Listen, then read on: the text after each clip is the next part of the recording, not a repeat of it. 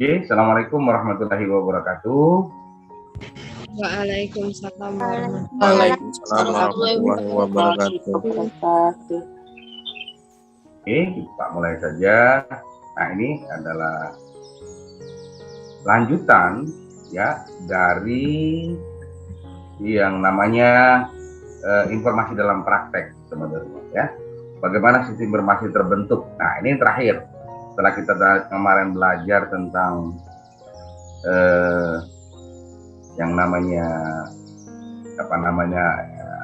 informasi manufaktur ya, kemudian sistem informasi SDM, sistem informasi pemasaran, marketing informasi sistem, human resource informasi sistem, nah, dan TPS, transportation system atau sistem informasi akuntansi. Dan kali ini adalah sebuah sistem yang dibentuk untuk mengambil semua result hasil dari sistem yang telah terbentuk sebelumnya. Jadi ini adalah decision support system, sistem yang akan mendukung pengambilan keputusan bagi para manajerial atau owner dari perusahaan tersebut ya. Gitu ya. Nah, ini yang akan kita bahas sebenarnya pokok bahasan kita ya. Kita pertama akan memahami dasar-dasar pembuatan keputusan, lalu bagaimana konsep sebuah sistem pendukung keputusan, oke? Lalu kita coba melihat yang dinamakan apa sih? Dinamakan artificial intelligence, AI ya, sebagai suatu aplikasi komputer. Lalu kita mengenal dengan expert system atau sistem pakar. Lalu ada lagi yang namanya sistem pendukung keputusan secara berkelompok, IDSS ya, Group Decision Support System. Iya. Nah, ini menurut pengertian by definition bahwa pemecahan masalah terdiri atas respon kita terhadap yang berjalan dengan baik serta terhadap berjalan dengan buruk. Apa keputusan kita? Ya. Yang berikut, problem adalah kondisi atau peristiwa yang berbahaya atau dapat membahayakan, itu ya. Kemudian pembuatan keputusan, decision making, adalah tindakan kita dalam memilih di antara berbagai alternatif solusi pemecahan masalah, itu ya. Oke, nah ini menurut Herbert Simon ya, seorang ahli dalam ekonomik ya.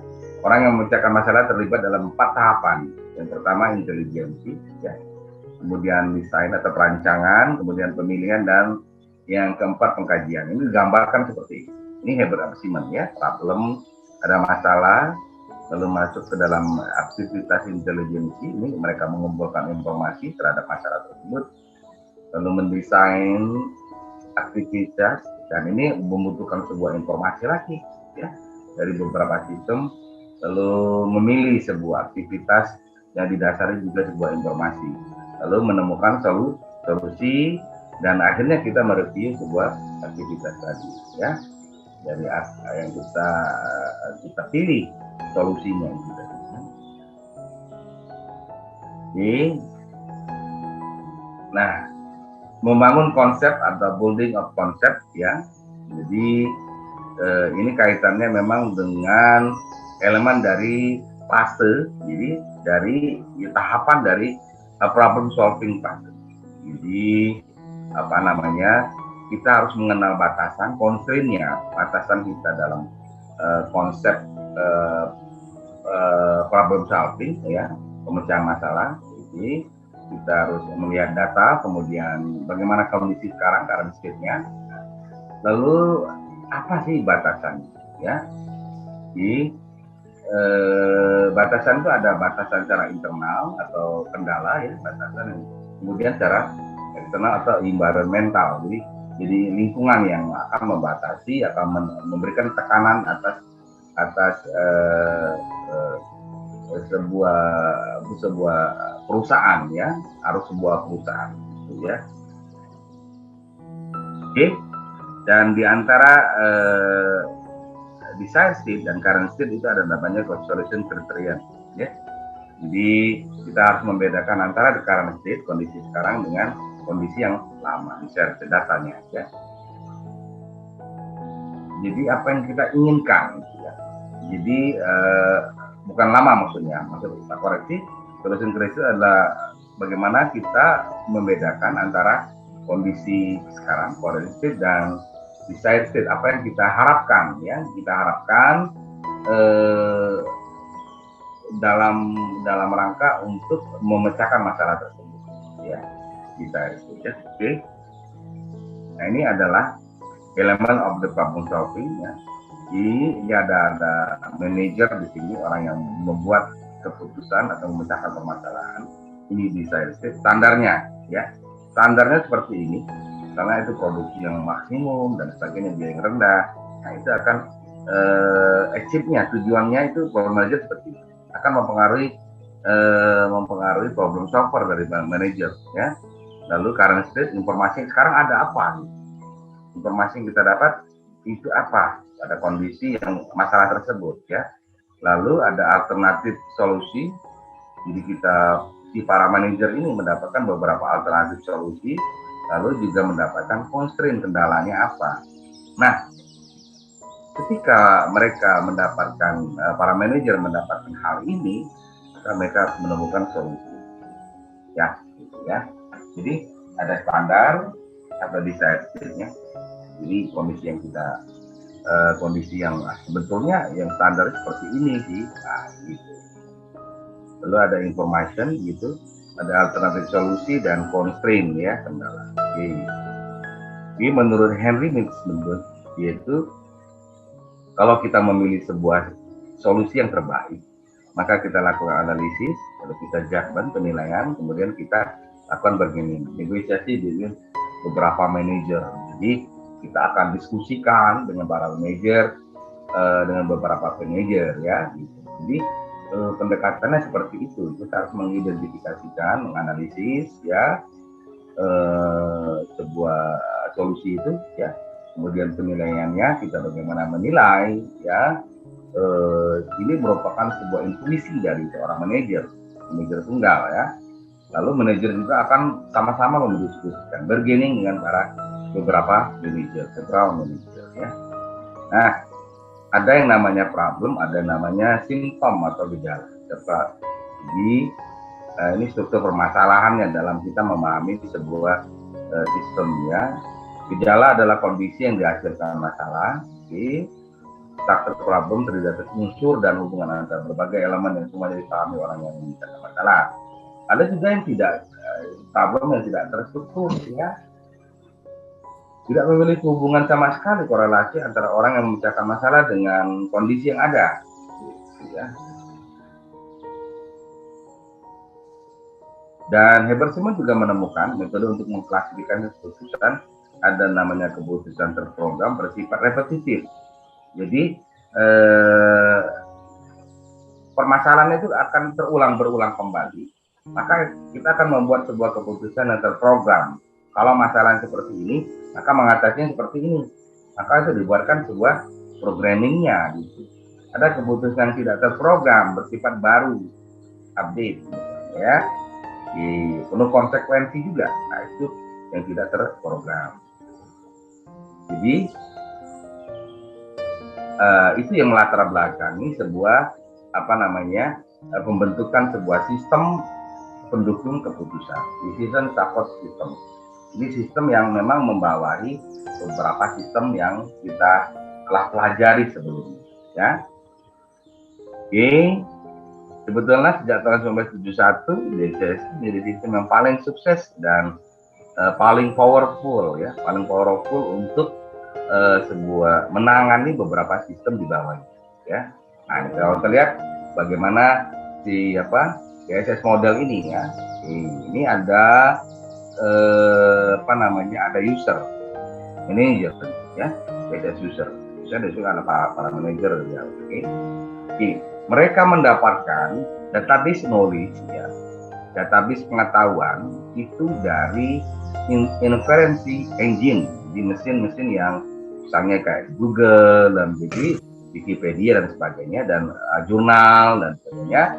Lalu solusinya akan menjelaskan kepada kepada manajer tersebut. Ini beberapa judgment ya yang telah terjadi ketika dalam kondisi permasalahan yang sama. Kemudian, lalu para manajer juga mendapatkan informasi dari multidimensional database.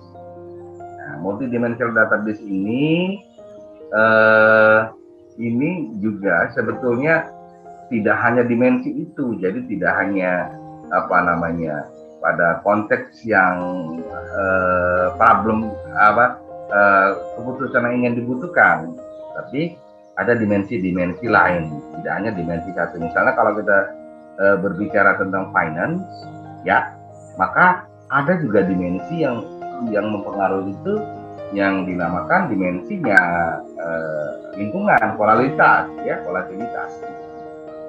Itu mempengaruhi sebuah kondisi volatilitas itu kondisi yang fluktuasi, ya, kondisi ekonomi misalnya berfluktuasi tetap mempengaruhi. Nah, itu multidimensional database. Manajer harus mendapatkan itu juga, ya, tidak hanya nulis database yang terkait, ya. Kemudian ini dari eksternal. Dua ini biasanya dari eksternal. Oke, nulis database dan multidimensional database bisa didapatkan dengan manajer memiliki akses yang luar biasa terhadap search engine, ya, search engine ataupun internet, ya. Kemudian relational database, misalnya manajemen informasi sistem, ya, database-nya itu, ya, atau juga dari database-nya TPS, transportation system, ya, atau juga dapat dari human resource system, ya, atau marketing informasi sistem yang sudah kita pelajari, informasi pemasaran. Nah, itu relational database management itu ada secara internal namanya. Oke, misalkan TPS atau sistem informasi akuntansi akan mengeluarkan report writing software. Jadi sebuah software yang membuat laporan, misalnya laporan keuangan. Lalu ada lagi matematika model. Matematika model ini terkait misalnya dengan cara kita mengestimate dengan menggunakan matematik atau ekonometrik, ya. Itu matematika model, misalnya berbentuk regresi dan sebagainya, ya. Lalu beberapa groupware, beberapa software pembantu, misalnya SPSS, ya, ada Stata, ada Evius, misalnya ada Smart PLS yang akan membantu manajer untuk mengambil keputusan. Ini kalau report itu akan mengeluarkan sebuah report secara periodik dan khusus, ya. Kemudian output from mathematics model ini bisa bentuk sebuah persamaan fungsi dari estimate atau peramalan forecasting, ya. Output dari from groupware ini bisa berupa dari misalnya output dari SPSS dan WebIS. Ini masuk semua. Nah, masuk semua ke dalam komputernya manajer.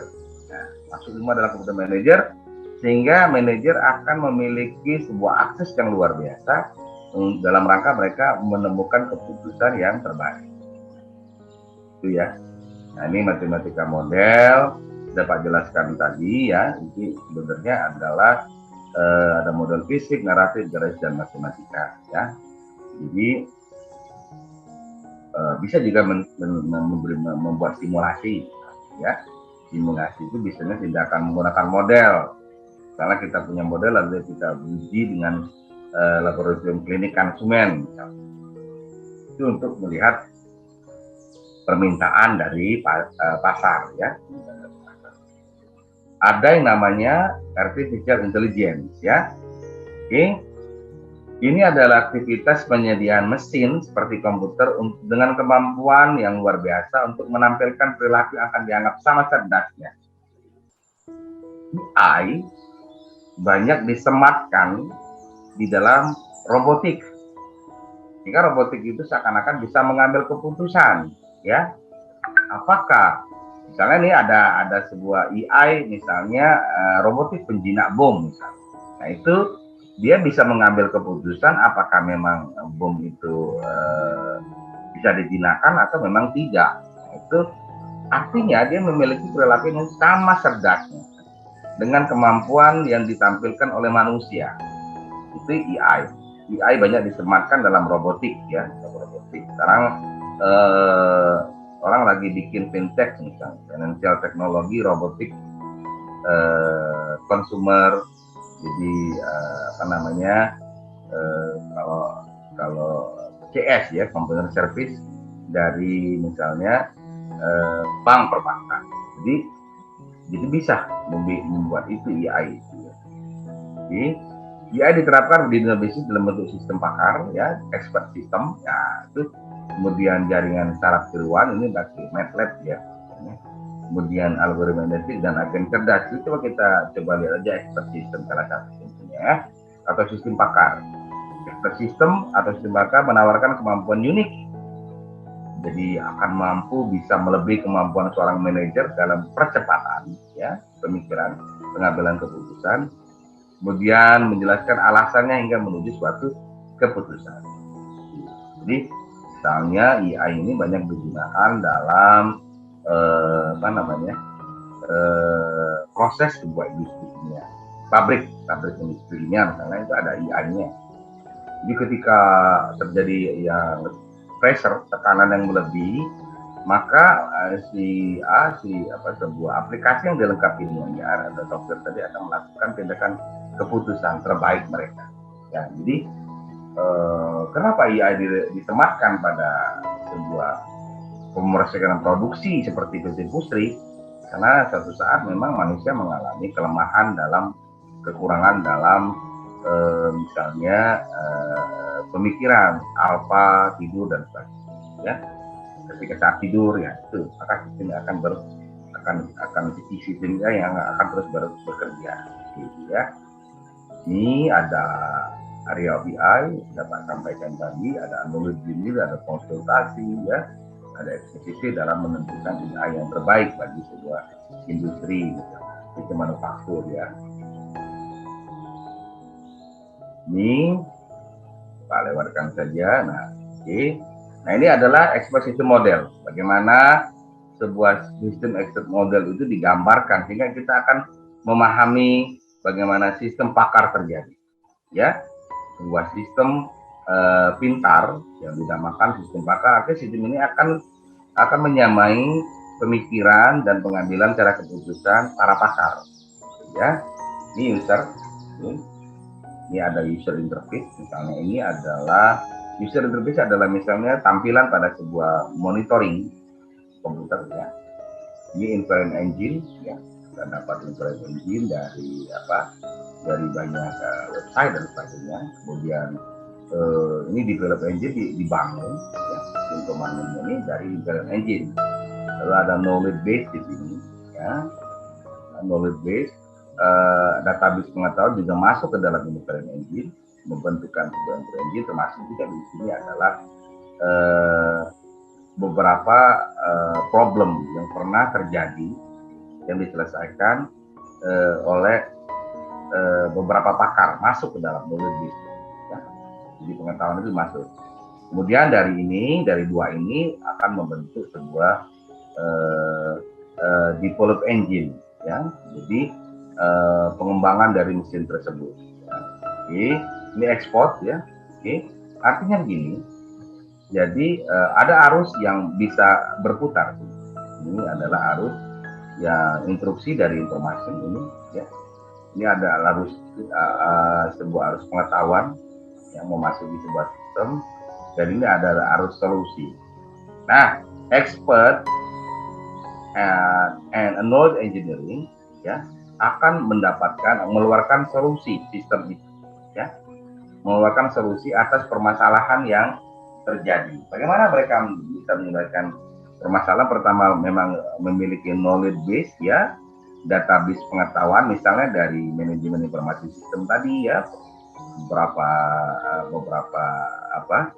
output dari informasi sistem yang kita miliki ya, atau juga kita bisa misalnya report writing software-nya misalnya dalam konteks laporan keuangan, financial statement. Nah, juga mendapatkan beberapa jurnal terhadap problem domainnya, masalah-masalah yang pernah terjadi. Bagaimana masalah itu terjadi diselesaikan, dimasukkanlah ke dalam sebuah knowledge base. Sehingga sistem itu dengan sendirinya dapat mengeluarkan solusi yang terbaik bagi permasalahan yang ada. Itu di ekosistem. Jadi ekosistem itu bagian dari AI, artificial intelligence, ini kecerdasan buatan. Jadi Pak ulangi lagi bahwa sebenarnya AI itu ada namanya ekosistem. Areanya ada abstract system. Nah, jadi artificial intelligence itu disematkan di dalam sebuah sistem akar. Gitu ya. Itu maksudnya dimasukkan dengan yang dinamakan sebuah expert system. Jadi bayangkan seperti ini, ketika sebuah robot dibentuk dengan sebuah yang ditanamkan sebuah expert system, misalnya robot ditanamkan sebuah expert system yang mampu menilai lajunya saham, pergerakan saham. Nah, sehingga dalam sebuah trading ya, yang disematkan sebuah decision support system ya, disematkan di dalam decision support system, para manajer dapat melihat pergerakan saham itu dan mengambil keputusan saat yang tepat dalam melakukan trading saham, perdagangan saham. Nah, itu disematkan AI, artificial intelligence atau kecerdasan buatan, gitu ya. Dan kecerdasan buatan itu didasari berbagai macam knowledge base. Semakin banyak knowledge base yang dimiliki database pengetahuan ya, database pengetahuan misalnya dari sistem secara internal, misalnya dari sistem impor yang dimiliki oleh perusahaan tersebut atau dari eksternal, ya, sehingga disematkan dalam itu, dan artificial intelligence itu akan disematkan dalam the expert system itu untuk bagaimana mereka mengambil setiap manfaat dari knowledge base tadi. Nah, misalkan sistem informasi akuntansi atau TPS itu mengeluarkan financial statement, sebuah laporan keuangan.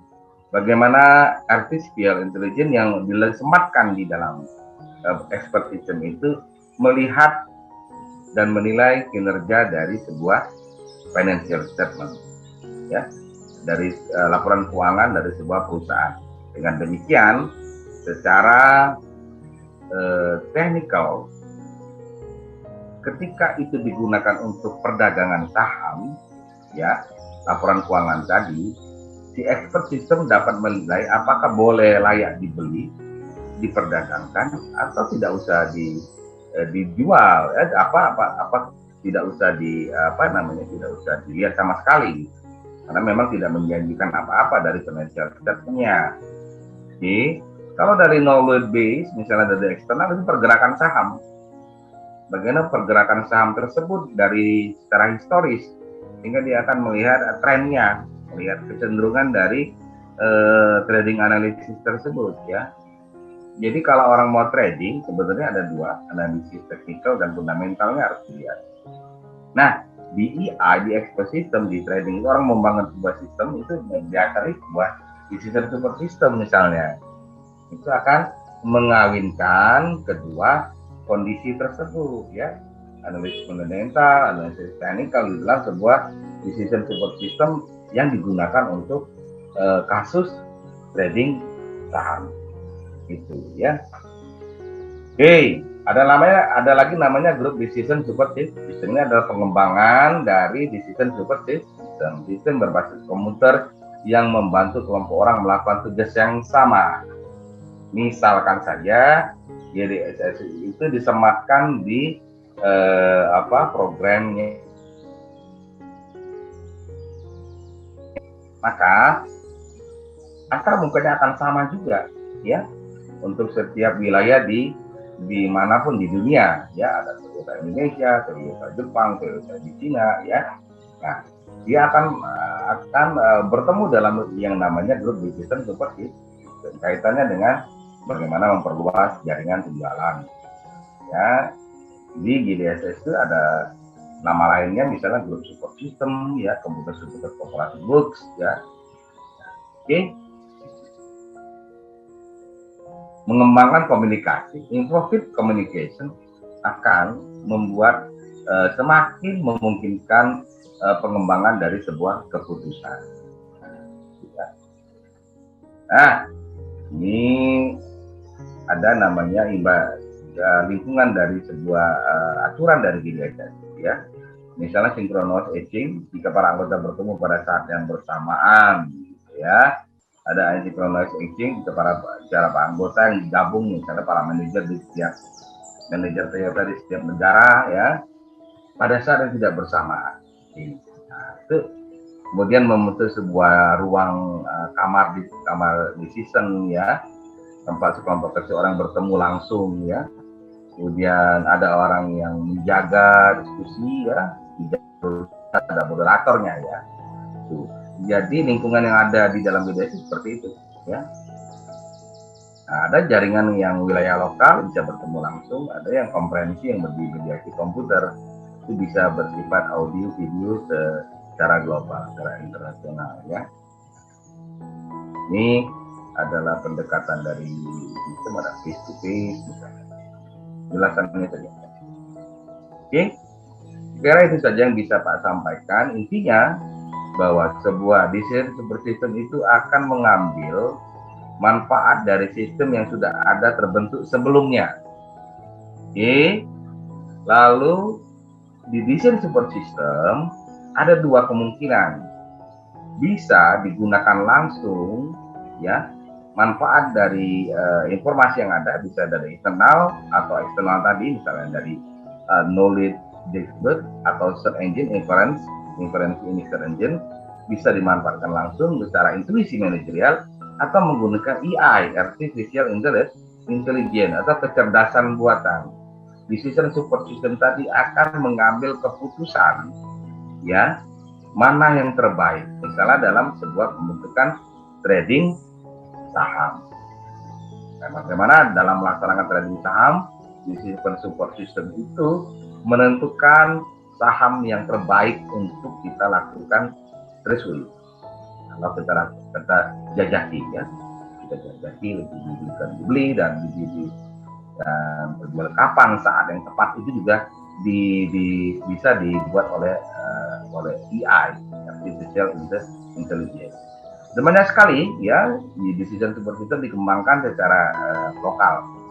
Misalnya kalau kalian ingin trading software, ada namanya AI yang trading yang banyak disebar di internet, ya, yang tentunya pada saat tertentu akan memang menarik, ya, akan menjanjikan sebuah trading software tadi, trading saham tadi, ya. Jadi share saham, bond and share itu di bursa efek akan membuat kita bisa menentukan kapan yang kita beli, ya, kapan kita misalnya atau kapan pada saat kita jual, ya. Kita kondisi itu yang sebenarnya ada ketika di manajerial keuangan, di financial management, karena financial keuangan harus juga mencari sumber-sumber dana. Nah, bisa memanfaatkan expert system AI. Namun semuanya itu harus didasari sebuah knowledge base, tidak hanya sebuah informasi yang bersifat internal, tapi hanya meliputi sebuah internal dan eksternal. Jadi kalau internal itu ada laporan, ya, report writing software yang dibuat oleh manajemen informasi sistem, ya, tentang marketing, ya, misalnya tentang marketing, manajemen sistemnya, tentang keuangan, financial informasi sistem misalnya. Kemudian misalnya juga human research informasi sistem, ya, manufacturing system, itu adalah internal. Nah, BSS mengambil semua intisari dari sistem tadi, lalu dia juga mengambil secara eksternal, gitu, ya.